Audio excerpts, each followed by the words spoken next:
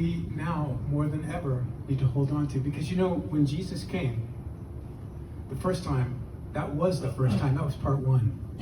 And that brought so much hope and so much joy. And that night in the manger, that had a glory all of its own, but it was leading ultimately to the cross. And that cross is where every sin that you've ever committed, every pain that you've ever suffered and ever will suffer, Jesus bore that on the cross for you.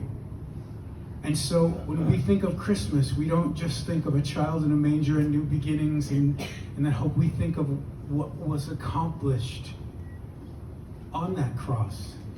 In that dark moment when God turned his face away and Jesus became sin for us. And so when we are in this time of darkness, a time of struggle, and time of frustration, we of all people have a great hope that we can look forward to, that all is going to be redeemed because it's already finished. Jesus said it was finished on the cross. Now, we haven't seen the completion of that yet, but that is our sure heritage and inheritance. That is what's coming. So then as we gather together, as we celebrate this faith that we live together, and a lot of us have been walking together for a lot of years, and we've seen our people in this congregation go through things that are so difficult, and we've wept together, we've prayed for each other. Some of us have already moved on, but we have a hope that cannot be quenched. This whole world's going to be redeemed. There'll be 1,000 years when we're going to see the world as it's supposed to be, with Jesus at the helm. But more than that, there's just so much more. The best is yet to come. But in this time, we are in a state where we're waiting. Now, pretty much every week, I don't know if you know the Lewises, but they come and they worship beautifully. And they bring Michael, their son. And I know a lot of us know Michael.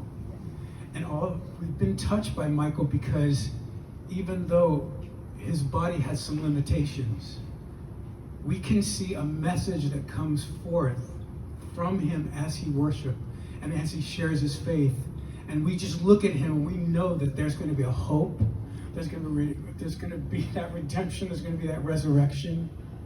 You can see the joy that he gives us, and so much so that the writer of this song dedicated this song to him, and happens to be sung by my favorite singer, Matthew Ward, in the 2nd chapter of Acts. But this song was when it was first recorded, was dedicated to Michael Lewis, and I can see why, and I'd like to share it with you now. And as I sing it, just imagine yourself when you see Jesus and you're in his throne room and you can look at him and without any more pain, without any more tears, just with a whole and open heart, with complete freedom, worship with the full heart.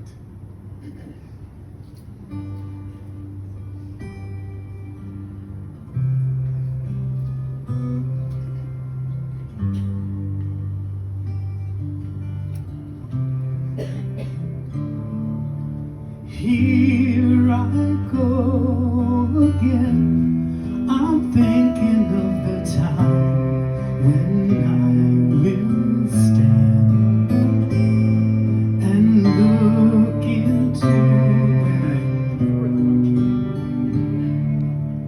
Sorry. That's my key.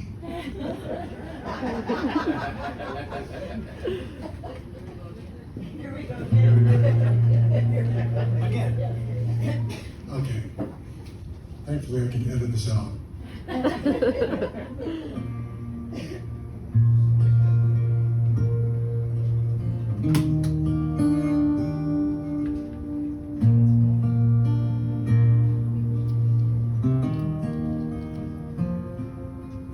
Here I go again. I'm thinking of the time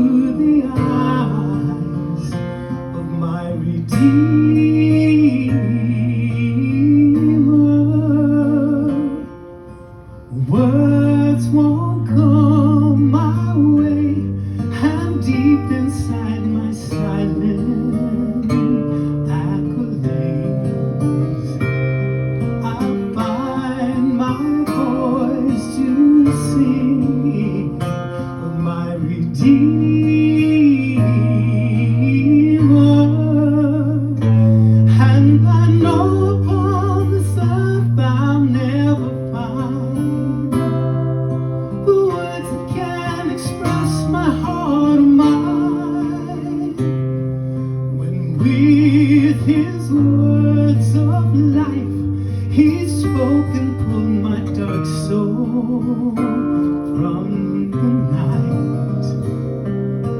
How can I repay my Redeemer?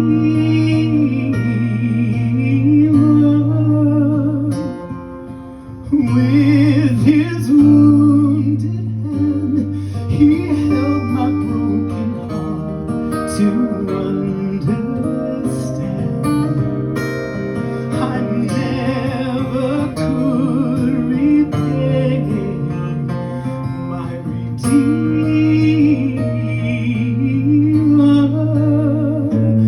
And I know on this earth I'll never find the words that can express my heart or mind.